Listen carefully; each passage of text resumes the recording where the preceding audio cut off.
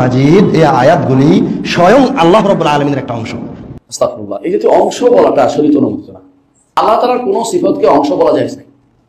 কোরআন আল্লাহ তাআলার দেহ বা অঙ্গ, নাউজুবিল্লাহ। বাণীতে আব্দুর রহিম বিন আব্দুর রাজ্জাক, এই শায়েখকে হয়তো অনেকেই চেনেন না। এই শায়েখ হলো কানা দাজ্জাল শায়েখের ছোট ছেলে, যেই শায়েখকে আহলে হাদিসরা মাথায় নিয়ে নাচানাচি করে, সেই শায়েখেরই ছোট ছেলে এই আব্দুর রহিম বিন আব্দুর রাজ্জাক। এরা সহি আকিদার নামে সমাজের মধ্যে এত নিকৃষ্ট পরিমাণ আকিদা পোষণ করে থাকে, যা ইতিপূর্বে কেউ এরকম নিকৃষ্টতম আকিদা পোষণ করেনি। এদের নিকৃষ্টতম আকিদার মধ্যে একটা আকিদা হলো কোরআন আল্লাহ তাআলার দেহ বা অঙ্গ। এরকমই এক বক্তব্য আব্দুর রহিম বিন আব্দুর রাজ্জাক দিয়েছে। আসুন সেই বক্তব্যটি আমরা আপনাদেরকে শোনাই, এবং এই বক্তব্যের খণ্ডন, বিরোধিতা আহলে হাদিস শায়েখদের মধ্যে অন্যতম শায়েখ ডক্টর আবু বকর জাকারিয়া তিনি করেছেন। সেই বক্তব্যটিও আমরা দেখব। আপনি কোরআনকে সৃষ্টি মনে করেন না, এই ক্ষমতা একমাত্র কোরআনের কাছে আছে, এই জন্য যে কোরআন মাজিদ এই আয়াতগুলি স্বয়ং আল্লাহ রাব্বুল আলামিনের একটা অংশ। কোরআন মাজিদ এই আয়াতগুলি স্বয়ং আল্লাহ রাব্বুল আলামিনের একটা অংশ।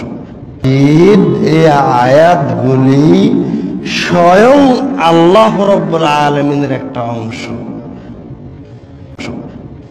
এই জন্য তার অনুমতি লাগবে না, এই জন্য তার সিজদা করার প্রয়োজন হবে না, এই জন্য তার আল্লাহর প্রশংসা করার প্রয়োজন হবে না। কেন? ওই তো নিজের মহান রব্বুল আলামিনের একটা অংশ। এই আমানতকে আমরা হেফাজত করি। আপনারা দেখতে পেলেন কিভাবে আব্দুর রহিম বিন আব্দুর রাজ্জাক কোরআনকে আল্লাহ তাআলার দেহ বা অঙ্গ বা অংশ মনে করেছে, এই বলে তিনি বক্তব্য দিয়েছে। এই বক্তব্যের বিরোধিতা ডক্টর আবু বকর জাকারিয়া তিনি করেছেন। আসুন সেই বক্তব্যটি আমি আপনাদেরকে দেখাই, আর অবশ্যই ভিডিওটি শেয়ার করতে ভুলবেন না। এদের নিকৃষ্টতম আকিদাগুলো আপনারা সচেতনতার লক্ষ্যে বেশি থেকে বেশি প্রচার করবেন। কালাম আল্লাহ বা আল্লাহর বাণী কি আল্লাহর অংশ? আস্তাগফিরুল্লাহ। এই যে অংশ বলাটা আসলে তো অনুমোদিত না। আল্লাহর গুণ, আল্লাহর গুণ, আল্লাহর গুণ। আপনি যে কথা বলেন, কথা আপনার অংশ, আল্লাহ আপনার একটা গুণ, এটা আপনার একটা গুণ।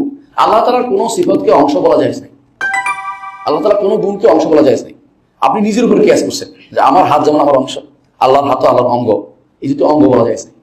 সৃষ্টিত অঙ্গ, সৃষ্টিত অঙ্গ, তার তো অঙ্গ হওয়া জরুরি না, তার তো অঙ্গ আমরা বলবো। এই জন্য এই জাতীয় আল্লাহর বাণী কি আল্লাহর অংশ, এটা বলবেন না কখনো। কারণ বলবেন যে আল্লাহর বাণী, বাণী এমনিতেই কারো অংশ হয় না।